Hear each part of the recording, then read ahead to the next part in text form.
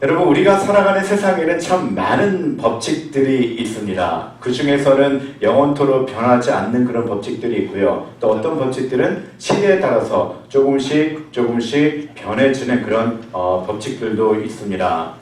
여러분, 우리가 잘 알고 있는 것처럼 과학의 법칙들 중에서는 만유인력의 법칙이 있고 또 질량 보존의 법칙들도 있죠. 그런데 언제부턴가 우리가 사용하는 그 법칙 중에 머피의 법칙이 있어요. 여러분, 머피의 법칙은 뭘까요? 이렇게 한번 일이 꼬이기 시작하면 그날은 하루 종일 계속 일이 꼬일 때 우리가 머피의 법칙이라고 이야기를 하죠. 그거 대표적인 하나가 어느 날은 그 비가 오지 않을 것 같아서 우산을 안 들고 갔더니 갑자기 비가 내립니다. 또 그 다음 날은 이게 좀 이렇게 비가 올 것 같아서 우산을 갖고 갔더니 또 비가 오지 않고 뭐 이런 일들을 경험하면서 우리가 머피의 법칙이라고 하죠. 특별히 이제 새벽 기도를 가면 어느 날은 처음부터 끝까지 쭉 신호에 안 걸리고 가는 경우가 있는데 어느 날은 한 번 신호에 걸리면 계속 신호에 걸리죠. 그럴 때 우리가 머피의 법칙이다라고 이야기를 합니다. 반대로 이 머피의 법칙의 반대말은 셀리의 법칙이 있죠. 셀리의 법칙은 한 번 일이 잘 풀리면 끝까지 일이 잘 풀리는 겁니다. 이건 아마 어디서 유래됐냐면 해리가 셀리를 만났을 때라는 영화에서 마지막 해피엔드로 끝나면서 그게 아마 셀리의 법칙이라는 이야기가 나온 것 같습니다. 또 하나의 흥미로운 법칙 중에 하나는 뭐냐면 20%의 법칙이 있대요. 그거는 뭐냐면 그 사람들이 모이는 어떤 공동체를 가면은 많은 사람들이 다 헌신하는 것이 아니라 그 중에 20%만 일을 하고 헌신하는 경우가 많다라고 이야기를 합니다. 실질적으로 실험을 해봤는데 여러분, 개미들은 어떻습니까? 일하는 곤충을 우리에게 잘 알려져 있잖아요. 그렇죠? 그래서 그 개미들을 보면 그 중에 20%만 주로 일을 한다고 합니다. 나머지는 같이 있는 것 같지만 그들은 그냥 옆에서 도와주는 격이고 노는 격이고 나머지 20%만 일을 한다고 합니다. 그래서 그 중에서 일을 잘하는 20%를 끌어다가 다른 데를 놓았대요. 그때는 또 재미있는 거는 그 중에서 또 20%만 열심히 일을 하고 있더랍니다. 그래서 우리에게는 20%라는 그런 법칙이 우리에게 적용이 되고 있는 것 같습니다.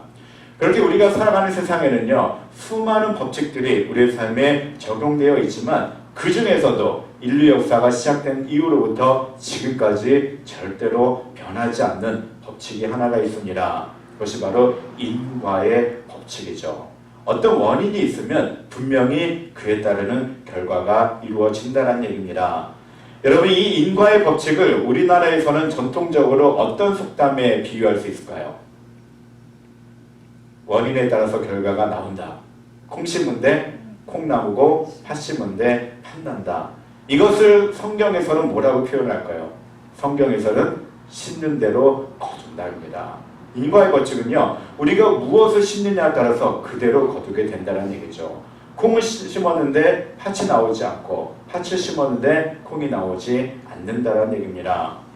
미국의 성공학 분야로 유명한 연설가이자 저자인 지글러가요, 이런 이야기를 합니다. 그가 많은 책을 썼는데 그 중에서 그가 공통적으로 한 얘기가 있는데 그게 뭐냐면 세상에는 공짜가 없다는 얘기입니다.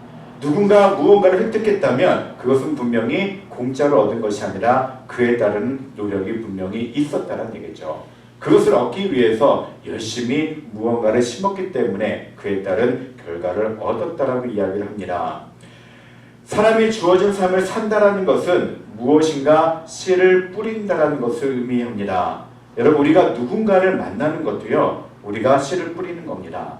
이 세상에서 무언가를 하는 것도 분명히 씨를 뿌리는 것이며 우리가 또 사람을 만나서 어떤 말을 하느냐도 분명히 씨를 뿌리는 겁니다. 성경은 말씀하시기를 우리가 무엇을 뿌리든 무엇을 심든지 간에 그대로 거두게 된다라고 우리에게 말씀하고 있습니다. 내가 무엇을 또 얼마나 또 어떻게 심었느냐에 따라서 뿌린 대로 분명히 거두게 되어 있다는 얘기죠. 근데 여러분, 재미있는 사실은요, 오늘 본문 6절 말씀을 보면 어떻게 되어 있냐면 가르침을 받는 자는 말씀을 가르치는 자와 모든 좋은 것을 함께 하라라고 이야기를 합니다. 이 지금 본문의 주제는 무엇을 심든지 그대로 거둔다 했는데요, 그 앞부분에 뭐라고 얘기하고 있냐면 가르침을 받는 자는 말씀을 가르치는 자와 좋은 것을 함께 하라고 합니다. 그 이야기는 뭐냐면 우리가 심는 것을 잘 심기 위해서는 무엇보다도 말씀의 근거에서 우리가 심어야 된다는 얘기죠. 그래서 말씀을 가르치는 자와 함께 계속해서 좋은 것을 배우고 좋은 것을 심는 훈련이 우리에게 필요하다는 얘기입니다. 그러면서 7절에서 뭐라고 말씀하고 있냐면 스스로 속이지 말라라고 이야기를 하고 있습니다. 여러분 왜 스스로 속이지 말라라고 이야기를 할까요? 내가 좋은 것을 심지 않았으면서 좋은 열매를 거두고자 하는 마음을 이야기하고 있는 겁니다. 우리는 보통 열심히 노력하지 않고 유행을 바라는 경우가 참 많이 있어요. 저도 좀 그런 사람 중에 한 명인 것 같아요. 어렸을 때 학교를 다니면 공부는 1시간밖에 안 하고서는 성적은 맨날 수만 나오길 바랍니다. 근데 절대 그렇게 안 나와요. 1시간 공부하면 잘해야 우 정도 나옵니다. 근데 거기에 제가 조금 더 노력을 하면 수를 받게 되더라고요. 고등학교 내려와서도요. 한국에서는 제가 비교적 공부를 좀 쉽게 하는 편이었습니다. 다른 사람들보다 좀 시간을 덜 하려 해도 좋은 성적을 얻었는데요. 요령이 있었기 때문에 그래요. 근데 미국에 오다 보니까 그 요령이 별로 이렇게 허락되지 않더라고요. 그래서 나름대로 한국에서 공부하는 것처럼 공부를 했는데 결과물은 한국에서 얻은 것처럼 그게 아주 좋은 결과는 얻지 못하는 걸 보면서 뭐든지 공짜는 없구나라는 생각을 합니다. 그런 것처럼 스스로 속이지 말라라는 얘기는 내가 무언가를 제대로 심지 않고서 노력하지 않고서 좋은 것을 거둘 것을 기대하지 말라라는 이야기입니다. 또 다른 사람에게는 심는 대로 거두는 자연의 법칙이 그대로 적용되길 바라지만 그것이 나에게만큼은 예외가 되기를 기대하는 마음이 우리에게 있다라는 것을 성경이 이야기하고 있는 겁니다. 그러고 나서 주신 말씀이 뭐냐면 하나님은 업신여김을 받지 아니한다라고 이야기합니다. 너희들이 하나님을 업신여기고 있다는 얘기예요. 심지도 않으면서 좋은 것을 얻는 그 마음 자체가 하나님을 업신여긴다는 겁니다. 여러분 하나님을 업신여기신 적이 있으십니까? 저는 개인적으로 하나님을 두려운 존재로 생각하기 때문에 업신여긴다라고 생각을 하지 않았던 것 같아요. 그런데 오늘 말씀을 쭉 제가 곰곰이 묵상하면서 내가 가끔씩 또 꽤 많이 하나님을 업신여기고 있구나라는 생각을 하게 되었습니다. 우리는 어느 누구도 감히 하나님을 업신여길 엄두를 내지 못합니다. 그런데 성경이 왜 이런 기록을 했을까요? 이 의미를 우리는 분명히 깊이 생각해 볼 필요가 있습니다. 여러분 사실 이 말씀을 조금 현실적으로 해석하면 하나님을 업신여긴다는 말은 어떤 말이냐면 하나님을 우리가 이용한다는 얘기입니다. 하나님 업신여김을 닿지 않는다는 얘기는 하나님을 이용받지 않는 그런 분이시다는 얘기죠. 하나님은 성경 곳곳에서 우상을 숭배하지 말 것을 우리에게 강력하게 명령하고 계십니다. 여러분 하나님과 우상의 차이가 있다면 가장 큰 차이는 뭘까요? 하나님은 스스로 계신 분이시고 정말로 있는 참된 신이죠. 하지만 우상은 어떻습니까? 사람이 자기의 행복과 자기의 편의를 위해서 만들어 놓은 거죠. 또 더 쉽게 얘기하면 거짓 신입니다. 여러분 사람들이 우상을 만들어 놓는 이유가 뭘까요? 그 우상에게 무언가를 얻기 위해서입니다. 그 우상을 정말로 숭배하고자 해서 우상을 만든 게 아니에요. 그 우상을 만듦으로 말미암아 본인이 복을 받기 위해서 또 그 우상을 만들므로 말미암아 내가 마음이 편해지기 위해서 우상을 만드는 겁니다. 여러분 모든 일이 잘 안 풀리자 별 우상들을 다 갖다 놓습니다. 여기에도 절해보고 저기에도 기도해보고 이러면서 마음의 평화를 얻고 문제가 해결되면 그것이 우상을 통해서 얻는 복이다라고 생각하는 경우가 참 많이 있죠. 우상은 실존하지 않은 것을 인간의 자신의 편의와 행복을 위해서 만들어 놓은 가짜 신입니다. 그런데 많은 사람들이 하나님을 믿는다고 하면서 하나님을 진정으로 예배하기보다는 그렇게 하나님을 우상화하는 경우가 너무나도 많이 있다는 얘기죠. 하나님을 자신이 필요할 때 자신이 원하는 복을 채우기 위한 도구로 생각하는 경우가 참 많이 있습니다.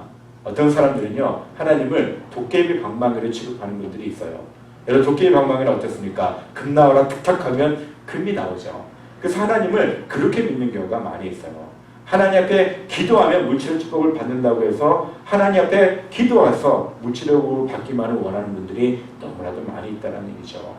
하나님을 위해서 내가 무언가를 심기 이전에 그냥 무조건 열매만을 바라는 경우가 우리에게 많다는 얘기입니다. 또 어떤 사람들은요, 하나님을 흥부전에 나오는 제비로 생각하는 경우가 많습니다. 여러분, 흥부가 어떻습니까? 제비가 달을 잡혔을 때 그것을 꼬매주잖아요. 도와줬더니 그 제비가 고마운 마음에 박씨를 물어줬는데 그 박이 대박이 되잖아요. 근데 그 사실을 누가 깨닫게 됩니까? 놀부가 알게 되죠. 놀부는 어떻습니까? 그 제비를 일부러 다리를 부러뜨리잖아요. 그러고 나서 그 제비를 잘 돌봐줍니다. 근데 놀부가 받은 그 박은 대박이 아니었어요. 쪽박이었어요. 그 근본적인 이유가 무엇일까요? 8절은 무엇일까요? 놀부는 그 마음 자세가 잘못되어 있었다는 얘기죠. 처음부터 출발이 잘못됐다는 얘기입니다. 우리가 그렇게 생각을 했던 경우가 많이 있습니다. 그냥 교회를 다니면 11조 생활 열심히 하고 시간 잘 지켜서 예배 드리고 또 사회에서 선행을 잘 베풀면 하나님이 우리에게 복을 내려 주실 것이고 또 내가 그만큼 더 많은 것을 얻게 될 것이라는 생각을 많이 갖고 있습니다. 근데 그것도 맞아요. 하나님을 온전히 예배하고 하나님을 사랑하면 하나님께서 그 많은 것들을 다 채워 주십니다. 그런데 근본적인 것을 깨닫지 못하고 본질적인 것을 깨닫지 못하고 그 부수적인 것을 먼저 생각하다 보면은 우리는 하나님을 우상화 여기는 것이 되고 만다는 얘기죠. 그것이 바로 하나님을 업신여기는 것이라고 할 수가 있습니다. 근데 여러분, 우리가 아무리 그렇게 하나님을 우상화해도 하나님은 절대로 업신여김을 받지 않으십니다. 그래서 그 대가로 우리에게 어떤 심판을 주시냐면 우리가 심는 대로 그대로 거두게 하시는 그 심판을 우리에게 주시는 겁니다. 여기 있는 어떤 분도 심는 대로 거두게 하시는 하나님의 섭리와 자연의 법칙에서 예외될 분은 아무도 없습니다. 성경은 곳곳에서 우리가 행한 대로 하나님이 심판하고 있음을 분명히 우리에게 말씀하고 있습니다. 그래서 우리는 이 땅에서 좋은 것을 심는 훈련이 필요하죠. 여러분, 무엇인가를 심고 거둔다는 표현은 사실 농사와 관련된 표현이죠. 하지만 성경에서는 우리의 인생과 관련해서 무엇을 심는다라고 이야기를 합니다. 우리가 인생의 길을 걸어가면서 어떠한 선택을 하느냐, 또한 어떠한 일에 나의 시간과 에너지를 사용하는가 하는 점이 바로 우리가 무언가를 심는 것이라고 할 수가 있습니다. 우리는 매 순간 우리가 선택한 것에 따라 또 나의 시간과 힘을 사용한 것에 따라 그에 맞는 열매를 분명히 거두게 될 겁니다. 여러분, 본문 8절 말씀 보면 자기의 육체를 위하여 심는 자는 육체로부터 썩어질 것을 거두고 성령을 위하여 심는 자는 성령으로부터 영생을 거두리라라고 말씀하고 있습니다. 여러분, 성경에서는요, 심는 것에 대해서 아주 간단하게 두 가지로 정의를 합니다. 첫 번째는 육체의 소욕을 심는 것이고요. 두 번째는 성령의 소욕을 심는 것이다라고 이야기합니다. 먼저 육체의 소욕에 대해서 생각해 보겠습니다. 여러분, 육체의 소욕은 과연 무엇일까요? 바로 성령의 답이 있는데요. 우리 갈라디아서 6장 바로 전에 있는 5장 19절에서 21절 말씀을 한번 같이 읽어보도록 하겠습니다. 갈라디아서 5장 19절에서 21절 말씀을 우리 같이 한 목소리로 읽겠습니다.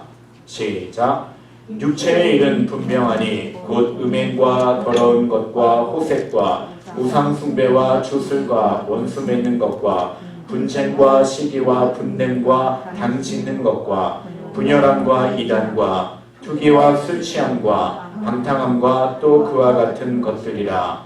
전에 너희에게 경계한 것 같이 경계하노니 이런 일을 하는 자들은 하나님의 나라를 유업으로 받지 못할 것이요. 여러분, 성경에서 분명히 육체의 일이 무엇인가에 대해서 얘기하고 있습니다. 우리가 일상생활에서 경험하는 많은 것들이 육체의 일이라고 합니다. 음행하고요, 더러운 것과 호색, 또 우상숭배. 우리가 사실 가장 많이 범죄하는 게 바로 우상숭배입니다. 자녀를 사랑하고 돈을 사랑하고 또 내 취미를 사랑하는 그런 모든 것들이 다 우상화가 될 수 있다는 얘기죠. 또 사람들과 조금만 관계가 나빠지면 그냥 틀어져 버리는 원수 맺는 것, 또 어느 공동체를 가든 나 때문에 분쟁을 일으키는 것, 또 어떤 사람을 보면서 화를 내고 또 시기하는 것, 분열함, 그런 모든 것들이 다 육체의 일이라고 합니다. 그런데 우리가 어느 누구도 그런 육체의 일에서 자유로울 사람들은 아무도 없습니다. 그런데 하나님이 분명히 경고하십니다. 이런 일을 행하는 사람들은 하나님의 나라를 유업으로 받지 못한다라고 합니다. 그렇기 때문에 하나님은요, 분명히 우리로 하여금 성령의 열매를 맺기 위해서 성령의 씨를 뿌리라고 우리에게 말씀하고 있는 거죠. 여러분, 예수님도 비슷한 말씀을 하셨습니다. 마태복음 7장 16절에서 18절을 보면 이렇게 말씀하십니다.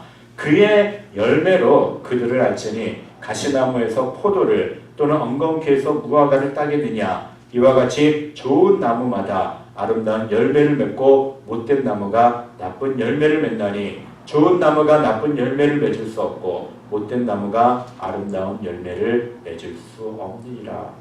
여러분, 예수님이 사역할 당시에 수많은 사람들이 믿음이 좋다라고 자기 자신을 드러냅니다. 특별히 종교 지도자들이 그랬죠.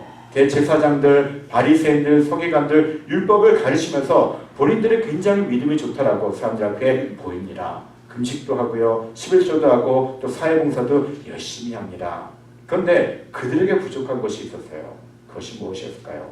긍휼한 마음입니다. 그들은요, 사회에서 소외된 사람들을 점점 격리시켜 버렸습니다. 그래서 하나님을 정말 보편적인 하나님으로 만드는 것이 아니라 특별한 사람만이 받을 수 있는 그런 하나님으로 그들을 알려지게 했다는 얘기죠. 그럼 그들을 향해서 예수님 뭐라고 말씀하시냐면 열매로 그들을 알 수 있다라고 합니다. 그들이 분명히 가시나무인데 가시나무처럼 심었는데 거기엔 결코 포도 열매가 맺을 수 없다라는 얘기죠. 무서운 경고입니다. 여러분, 우리가 계속해서 나쁜 것을 심어놓고서는 우리가 아무리 겉으로 치장해도 그 자체로는 열매를 맺을 수 없다라는 말씀을 하고 계시는 거죠. 하나님은 분명히 심는 대로 거두시는 하나님이십니다. 그렇기 때문에 그 사람의 마음과 행동으로 심는 대로 그 열매가 그의 삶 속에서 드러나게 되어 있다는 얘기입니다. 여러분, 우리가 대화를 하면서 사람들이 어떤 마음을 갖고 있는지 충분히 짐작을 하게 됩니다. 그 사람과 한 6개월 정도 교제하게 되면은요, 이 사람은 주로 이런 생각을 갖고 있고 이런 것들을 싣고 살아왔구나라는 것을 우리는 분명히 짐작하게 됩니다. 그렇게 우리의 말과 행동은요, 우리의 마음을 그대로 대변해주고 있습니다. 한 1개월 정도는 서로 속일 수가 있어요. 하지만 6개월 정도 교제하다 보면 그 사람이 주로 이런 마음을 갖고 있구나를 알게 되는 거죠. 본문 8절을 보면 이런 표현이 있습니다. 자기의 육체를 위하여 심는 자는, 여러분, 자기의 육체를 위하여 심는 자는, 과연 이 표현은 어떤 표현일까요? 조금 더 우리가 현실적으로 표현해 보면 자기의 육체를 위하여 심는 자는 어떤 표현이냐면 자기 자신만을 사랑하는 자라고 고백할 수가 있습니다. 자기 자신을 지나치게 사랑하기 때문에 다른 사람이 잘 되면 시기하게 되는 겁니다. 자기 자신을 지나치게 사랑하기 때문에 다른 사람이 나를 인정해 주지 않으면 그 사람과 그냥 금방 원수가 되고 내 편, 남의 편으로 당을 짓게 되는 거죠. 자기 자신을 지나치게 사랑하기 때문에 남의 잘못에 대해서는 쉽게 판단하고 상대방의 감정이 상하든 말든 상관없이 우리가 쉽게 정죄를 하는 겁니다. 그리고 누군가 나에게 대해서 좀 서운한 말만 하면 금방 마음이 토라져서 그 사람들과 갈등을 만들어내죠. 여러분, 사람은 누구나 이러한 죄성을 가지고 있습니다. 그리고 이 세상을 살아가면서 육체의 소욕으로부터 완전히 자유로울 수는 없습니다. 우리나라 속담에 사촌이 땅을 사면 배가 아프다는 말이 있잖아요. 여러분, 그런 경험 해보셨습니까? 아무리 친척이라도, 요즘은 같은 형제라도 형제가 잘 되면 축복을 해줘야 되는데 괜히 비교가 되는 겁니다. 특별히 같은 형제가 결혼을 하면 그게 더 좀 심해지는 것 같아요. 결혼 전에는 별로 그런 경쟁심이 없었는데 결혼 후에는 누가 잘 되면 축복해 주는 것보다 왜 나는 이 정도밖에 안 되는가 하면서 시기하는 마음이 더 생기는 것 같습니다. 나는 추월하고 이래도 매번 렌트비 충당하기도 힘든데 어떤 사람은 별로 일을 하는 것 같지도 않은데 그냥 늘 여유롭게 살고 여행만 다니면 그냥 그 사람이 좋게 보일 일만은 없다라는 거죠. 그렇기 때문에 하나님은 우리의 죄성을 알고 있기 때문에 너희가 성령의 소욕을 심기 위해서 노력을 하라고 말씀하고 있는 겁니다. 여러분, 예수님이 우리 안에 들어와 계시고 우리가 예수님을 영접하고 나면 우리의 주인은 누가 됩니까? 바로 예수님이 되시죠. 그때는 우리 안에는 계속해서 싸움이 일어나는 겁니다. 내 오리지널 신이 머물고 있었던 그 육체의 소욕과 예수님이 내 마음에 들어오면서 성령의 소욕이 계속해서 싸우고 있다는 얘기죠. 그것을 무엇을 선택하느냐는 바로 우리의 선택에 달려 있습니다. 여러분, 그렇다면 우리가 육체를 위하여 심지 말고 성령을 위하여 무언가를 심어야 한다면 과연 심는다는 것이 구체적으로 무엇인가에 대해서 우리가 생각해 볼 필요가 있습니다. 이론적으로는 알죠. 우리가 분명히 성령을 심어야 된다. 그렇다면 심는 게 과연 무엇인가에 대해서 우리가 생각해 볼 필요가 있습니다. 그것을 우리가 뭐라고 해석할 수 있냐면 첫 번째는 바로 관심을 가지는 겁니다. 여러분, 무언가를 심는다는 것은 무언가에 대해서 관심을 가지고 있는 거죠. 사람은 자기가 관심을 가지고 있는 것에 대해서 생각하게 됩니다. 그리고 관심이 있는 것을 찾아보게 되고요. 또 관심이 있는 것을 또 사게 되고 관심을 있는 것에 대해서 우리가 계속해서 말을 하게 되는 거죠. 그래서 사람들과 대화하다 보면 혹은 그 사람의 집을 가게 되면 아, 저 사람의 관심이 바로 이거구나 하는 것을 우리가 알게 되는 겁니다. 하나님께서 성령을 위하여 심으라고 말씀하신 것은 바로 뭐냐면 성령에 대해서 관심을 가지라는 겁니다. 그리고 하나님의 뜻이 무엇인가에 대해서 관심을 가지라는 얘기죠. 그렇기 때문에 6절에서 말씀을 가르치는 자와 함께 좋은 것을 함께 하라라고 명령하고 있는 겁니다. 너희들이 성령에 대해서 관심을 갖지 않고 하나님의 뜻에 대해서 관심을 갖지 않고서는 절대로 성령의 열매를 맺을 수 없다라고 이야기를 하고 있는 겁니다. 여러분, 복음서에는 예수님을 따르는 수많은 무리들이 등장합니다. 그 중에서 예수님의 사랑을 받고 예수님으로부터 구원을 받았던 사람들의 공통적인 특징들이 있었어요. 바로 무엇일까요? 영적인 것에 메말라 있었다는 얘기입니다. 메시아에 대해서 관심을 갖고 있었고요. 구원자에 대해서 관심을 갖고 있었고 예수님에 대해서 관심을 갖고 있었습니다. 그렇기 때문에 예수님께서 그들을 만나주셨고 또 그들 마음속에 성령의 열매가 드러날 수 있도록 하나님께서 역사해 주신 겁니다. 여러분, 성령의 열매를 거두는 첫 단계는 바로 하나님에 대해 관심을 가지며 또 하나님의 뜻이 무엇인가에 대해서 관심을 갖는 것임을 여러분 꼭 기억하시기 바랍니다. 마태복음 6장 33절에서 예수님이 우리에게 말씀하십니다. 먼저 그 나라와 의를 구하라. 그리하면 이 모든 것을 너희에게 더하시리라. 우리가 먼저 관심을 가져야 될 게 무엇일까요? 이 땅에서 잘 먹고 잘 살고 내 자녀가 잘 되고 내가 건강을 유지하고 내 사업이 잘 되고가 먼저가 아니다라는 얘기입니다. 먼저는 하나님에 대해서 관심을 가지는 겁니다.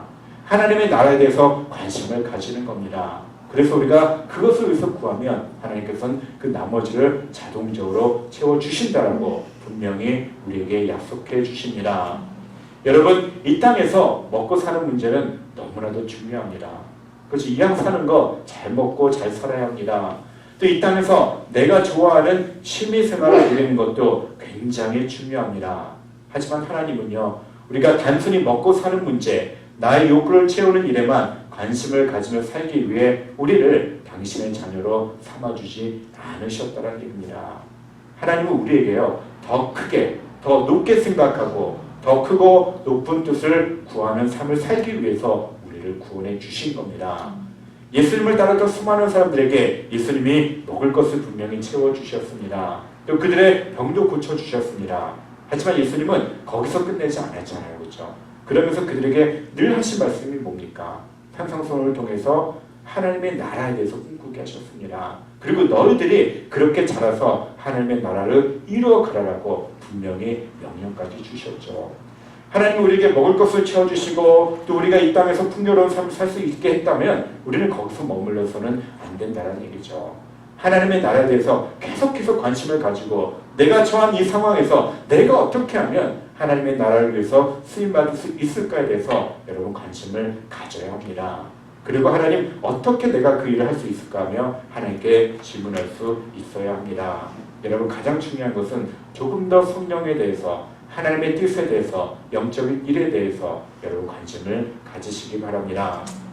두 번째로 무언가를 심는다는 것은 뭐냐면 관심을 갖는 것만으로 끝나지 않습니다.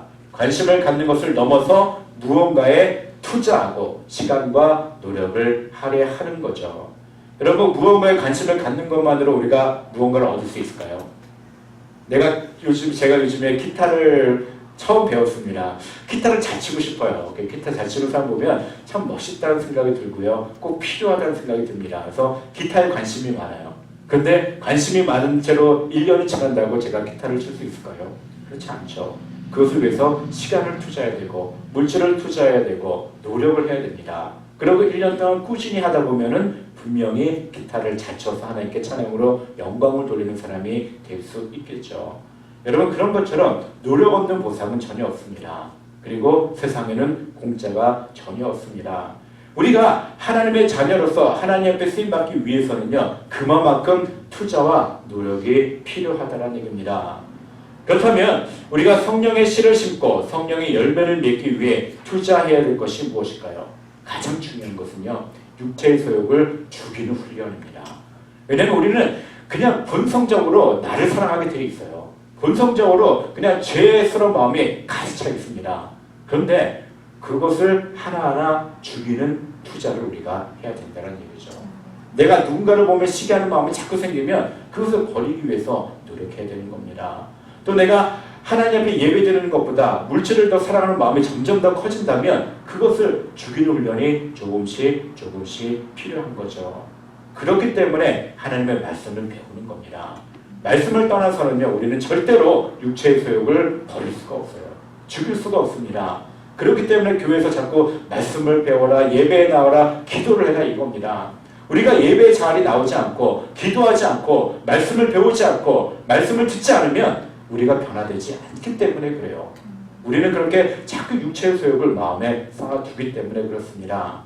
여러분, 그래서 올 한해는요, 우리가 좀 말씀을 배우는 자리, 또 기도하는 자리, 하나님 예배하는 자리에 어떻게 하면 좀 목숨을 좀 다해서 최선을 다했으면 좋겠어요.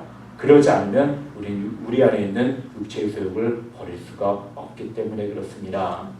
마태복음 13장을 보면 예수님이 4가지 비유에 대해서 말씀하고 계시죠. 길과 또 돌짝밭, 가시떨기밭, 좋은 땅.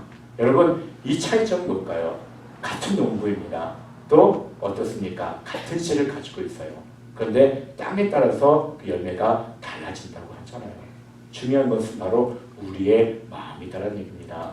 내가 무언가에 대해서 관심을 더 가지느냐, 내가 무언가에 대해서 더욱더 시간을 투자하느냐에 따라서 열려지는 열매가 달라진다라고 우리에게 예수님께서 분명히 말씀하고 있는 겁니다. 우리가 지금 무언가를 선택하고 심는 것의 결과가 분명히 나중에 다른 결과를 우리에게 주게 될 겁니다. 본문 이전인 3절 말씀을 보면 만일 누가 아무것도 되지 못하고 된 줄로 생각하면 스스로 속임이라고 말씀하고 있습니다. 하나님 보시기에 이 사람은 분명히 열매를 맺지 않고 있는데, 하나님 보시기에 교회는 열심히 다니고 있지만 삶에서 전혀 열매를 맺지 않고 있는데, 나는 스스로 내가 교회를 주일마다 안 빠지니까, 또 11조 생활 열심히 하니까, 또 나는 제자훈련에 이런 모든 훈련 과정을 다 마쳤으니까 나는 나 정도면 괜찮은 크리스찬이야 라고 생각하지 말라는 얘기입니다. 하나님은 그 사람의 열매를 보고 판단하신다라고 말씀하고 있습니다. 그렇기 때문에 하나님은 우리를 하여금 늘 하나님을 가까이 하라라고 명령하고 있는 거죠. 여러분, 신앙생활의 근거는요, 바로 말씀에만 근거하는 겁니다. 우리의 행위가 아니라 말씀에 근거하는 거죠. 그래서 그 말씀에 조금씩 순종하다 보면 우리 안에는 언젠가 성령이 강하게 자리 잡아서 우리가 스스로 선택하지 않아도 성령으로 하여금 우리가 열매 맺는 삶을 살게 됨을 여러분 꼭 기억하시기 바랍니다. 본문 마지막 절의 10절 말씀 보면 그러므로 우리는 기회 있는 대로 모든 이에게 착한 일을 하되 더욱 믿음의 가정들에게 할지니라. 여러분, 열매를 맺는 방법은요, 기회 있는 대로 착한 일을 하는 겁니다. 그 착한 일은 하나님이 기뻐하시는 일이죠. 하나님이 원하시는 일입니다. 그래서 우리는요, 그런 사명감을 가지고 살아야 됩니다. 나는 선한 열매를 맺기 위해서 이 땅에 태어났구나. 또 성령의 열매를 드러내기 위해서 하나님이 나를 선택해 주셨구나. 그래서 만나는 사람들이 누구든지 간에 그들에게 기회 있는 대로 착한 일을 하라고 말씀하고 있습니다. 그런 과정에서 우리가 손해보는 경우가 참 많이 있어요. 하지만 오늘 본문에서도 분명히 말씀하고 있지 않습니까? 구절을 보면 우리가 선을 행하되 낙심하지 말지니 포기하지 아니하면 때가 이름에 거두리라. 여러분, 내가 지금은 손해보는 것 같아도, 내가 지금은 답답해 보여도 우리가 그렇게 기회 있는 대로 선을 행하다 보면 하나님이 우리로 하여금 영광 받아주시고 또 열매 맺는 삶을 살게 하신다라는 분명히 약속의 말씀을 기억하시기 바랍니다. 여러분, 우리는 환경을 탓하는 경우가 참 많이 있어요. 그 주변의 분들과 이렇게 얘기를 하다 보면 교회를 다니셨다가 쉬는 분들이 있어요. 제가 주중에도 어떤 미용실에 그냥 좀 일부러 가까운 미용실에 갔습니다. 그래서 뭐 직업이 뭐냐 그래서 목사입니다. 개척했습니다. 그래서 교회를 다니십니까? 이랬더니 전에는 다녔는데요. 그리고 머뭇거리시더라고요. 지금도 다니는데 주일날 일해야 되니까 거의 안 다닙니다. 근데 좀 이렇게 마음이 좀 안타까웠어요. 당연하죠, 그렇죠? 미용실이나 음식점을 하시는 분은 당연히 주일에 일을 해야 되니까 환경이 그래요. 교회를 가고 싶어도 못 가는 경우가 참 많이 있습니다. 그렇게 우리는 환경의 지배를 받는 경우가 참 많이 있어요. 그런데 여러분 꼭 그렇지만 또 않다는 얘기죠. 제가 전에 사역했던 교회 어떤 집사님 가정은요, 그 네일샵이 주일에 엄청 잘 되는 네일샵이었대요. 근데 인수하면서 이분은 처음부터 결단한 겁니다. 저희 구역 식구였는데 우리는 주일날은 아무리 장사가 잘 돼도 무조건 문을 닫는다. 근데 그렇게 시작을 했는데요. 주중에 별로 장사가 안 되는 관계가 사람들이 많아지는 겁니다. 그러면서 하나님이 우리를 이렇게 축복해 주셨다고 간증하는 것을 보면 어떻게 보면 처음에 우리가 타협해서 문제인 거지 환경이 우리를 그렇게 만들어버리지는 않는 것 같아요. 대표적인 경우가 아마 롯과 아마 요셉을 비교하면 될 것 같아요. 여러분, 롯은 아브라함과 함께 다닐 때는 더불어 축복을 받았잖아요. 그렇죠? 근데 그는 어떤 선택을 합니까? 육신으로 보기에 요단 동편 땅, 소돔 성을 선택하게 되죠. 그러면서 그는 소돔 땅에 있는 사람들과 점점 동화되어 갑니다. 그래서 그의 결국은 별로 좋지 않은 비극을 맞이하게 되잖아요. 그의 후손들의 결국은 이스라엘의 적이 되고 맙니다.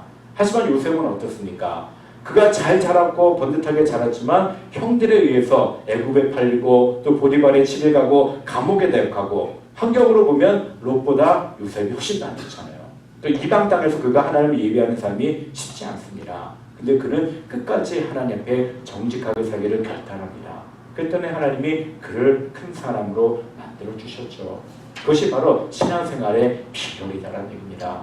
어떻게 보면 우리는 환경을 탓할 이유가 별로 없다라는 얘기죠. 하나님은 분명히 심는 대로 거두게 하시는 분이십니다. 이스라엘 백성들이 우상을 숭배하고 하나님 앞에 범죄할 때는 어김없이 심판하셨던 분이 바로 하나님이셨어요. 하지만 그들이 회개하고 돌아오면 어김없이 용서해 주시고 변함없는 복을 내려주신 분이 바로 하나님이십니다.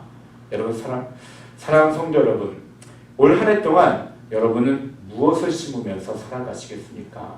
여러분, 한 해 동안 열매를 맺어야 될 텐데 과연 내가 무엇을 지금 심으려고 하는지 또 무엇을 심고 있는지 되돌아보시기 바랍니다.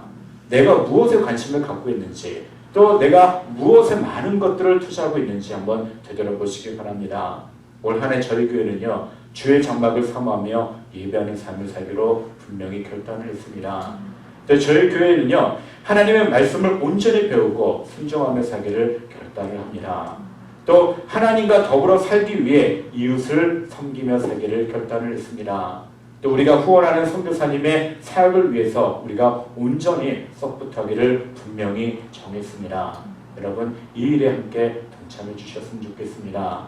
그래서 하나님으로부터 또 부어주시는 그 은혜로 말미암아 육체의 소욕을 조금씩 버리고 성령의 씨를 심어서 성령의 열매를 맺는 복된 삶을 사시기를 주님의 이름으로 축원해 드립니다.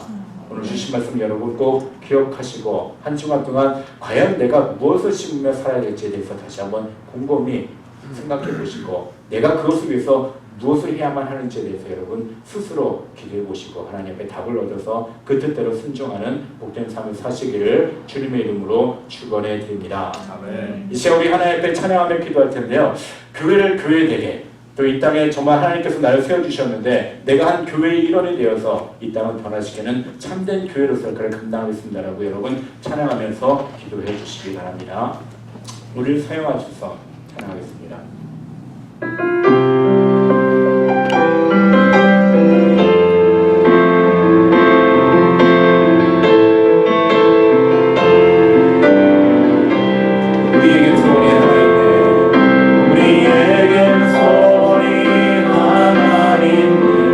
주님이 하시고 싶으니까